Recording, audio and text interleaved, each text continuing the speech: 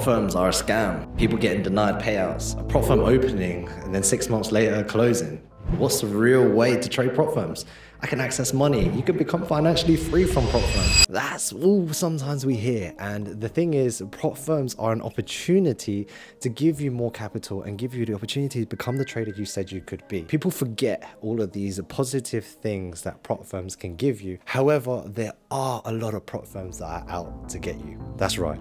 Out to get you in terms of wasting your time getting funded with them and then not paying you out, or even just not getting funded. So in this video, what I'm going to do is to share with you 5 red flags that I think in the prop firm industry from 3 years of experience and up to 400k in payouts of a prop firm that I would avoid. These 5 things are going to save you time from choosing these prop firms. And sometimes it really baffles me why people would choose these prop firms in the first place. More importantly, I think these 5 things are going to save you money, it's going to help make you money, and also it's going to educate you more when it comes to the prop firm space. So let's get straight to it. Number 5 is drawdown types.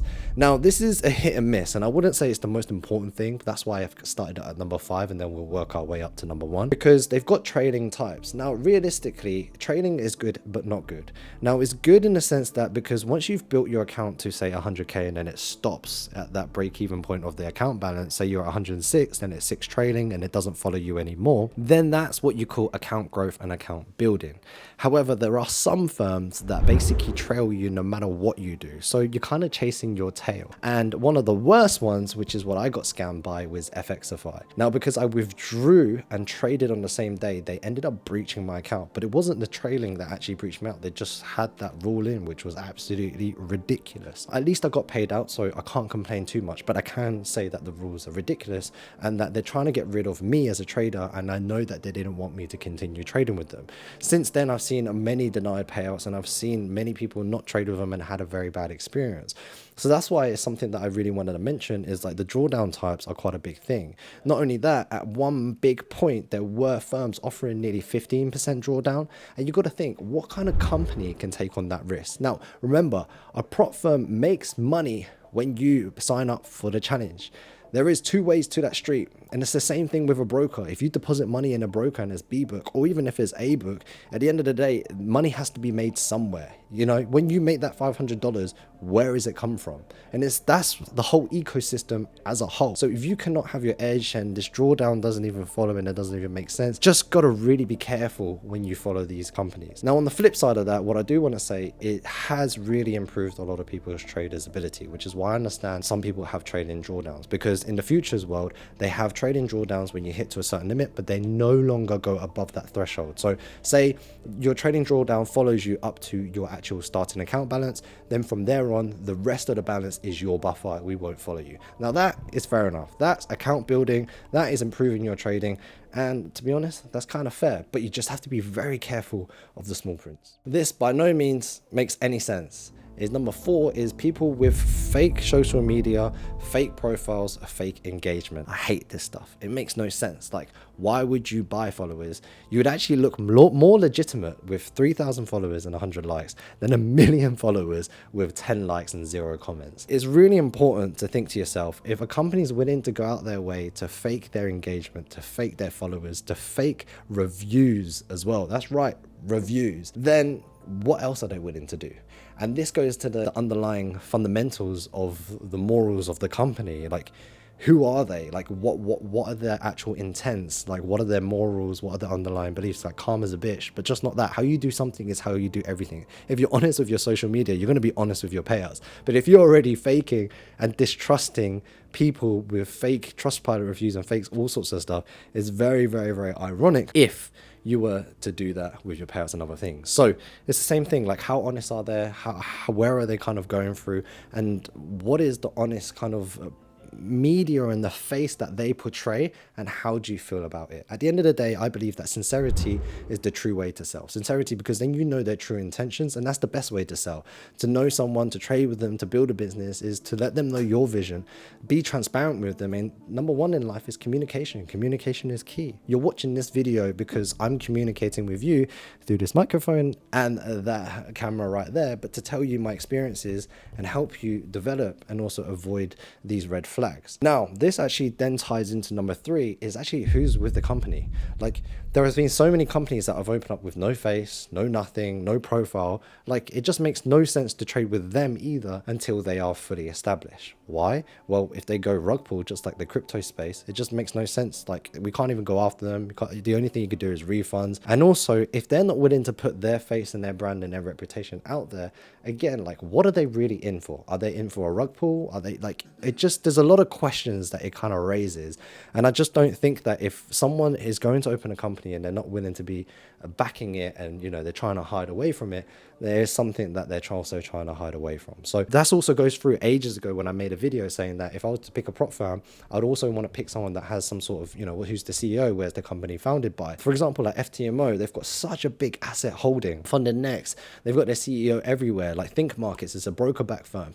There's just so many of these firms that are available. Even CK Capital, right? CK Capital's got my face on it, but also the partners that I work with and also help support me. But my face and my brand is on the line when it comes to CK Capital. So this moves on to number 2. Number 2 is you can just find this information from social media and stuff, but like stupid reasons. That's what I'm going to call it, stupid reasons. So long story short, ages ago, I traded with the Funded Trader and I hated their spreads, and spreads have become a very big problem as it is at the moment. I basically had a 50 pip slippage. That's right, 50 pips in a normal market condition. Now, there was no news. When I say normal, there was no bank holiday. There was nothing out of the window to slip me 50 pips. Alongside with this, I then emailed them about this issue. Then they replied to this issue by saying that they slipped me 50 pips because it was normal market conditions. And then I resent the email back to them and said, can you please reread your email and tell me if it makes sense? And then after that, they ended up reimbursing me my 50 pips and giving me my funded account. But the point of that scenario is I'm just trying to tell you that it's just ridiculous reasons. You're slipping me 50 pips in a normal market condition where it wouldn't happen in a live or simulated or even a demo environment, but you're trying to tell me it is. So it really comes to the lack of knowledge of people in the environment and also these things that they have to do behind the scenes to make it happen. Now, look, I understand prop firms need to be profitable. We've seen that last year. At the end of the day, if the prop firm is not profitable, traders can't get paid. It's as simple as that. I always said it has to be a win-win situation. The model has to be profitable for the business, but also traders who do adhere to the rules and also trade properly without breaking those rules should be paid as well. Now that is fair. Not too much in the favors of the traders, but also not too much in favor of the prop firms. It has to be a healthy balance, and that's just life. Your relationship with your spouse. It can't just be all you, can't all just be all her. It has to be a fair value and a fair exchange. Same thing with your brothers. And now it might not always be like that, but at the end of the day, when you sum it all up, it's a zero-sum game. And guess what? That is what trading constitutes to. It's a zero-sum game. If you trade on a broker, same thing, zero-sum game. Right, so bringing us to the number 1 most important thing, but also a red flag if the company does not do, is their customer support. Man, let me just tell you, I had an experience recently where I wanted to change platforms because I basically bought the wrong one. It was my fault. I actually checked. It was my fault. And long story short, I opened a ticket. He said, you can't change it. Sent me the link and then closed it. Now that is shit customer support. Whereas for us at CK Capital, we say that, but we try our best to explain to them why. Because again, communication is key. Well, we can't change the platform because what that does is it incurs double the cost. Then we also have to change the tech and then we have to go back and behind that. Now, if we do that for one person, we have to do that for everyone. There's a reason why we can't do that. And also we keep the ticket open so that we can have a conversation. We can ask them how did that happen, how they can avoid doing that, maybe even support them or getting another challenge at a discount and then breach, whatever. There's many ways, or there is a solution out there that we can work towards to help you, not just to close the ticket straight away. That was pretty interesting. And I find it very interesting because people always say we get these influencer preferential. And to be honest, I didn't believe in it, but now I do to some degree. So that's why I started to buy some of these challenges and do some of these without telling them who I am. So I can give you the raw experiences.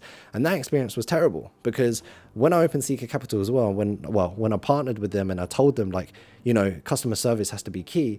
At the end of the day, what is the point of customer support? Is when you have a problem, you go to customer support. So that's when you're in need. That's when you need to have good customer support. It doesn't matter if your product's amazing. It's the same thing when I look for a broker.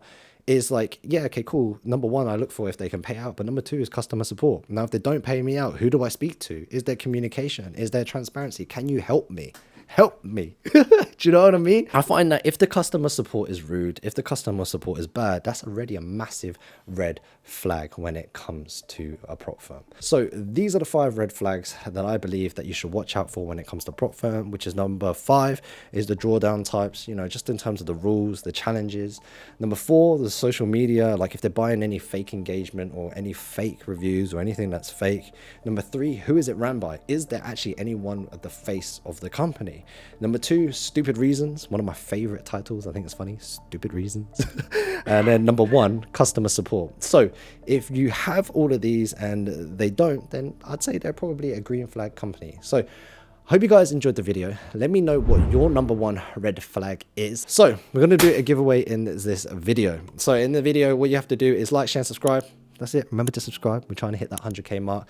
Number 2, comment. What is the number 1 red flag you look for? And then let's add some positivity into it. What's the number 1 green flag you look for when it comes to a prop firm?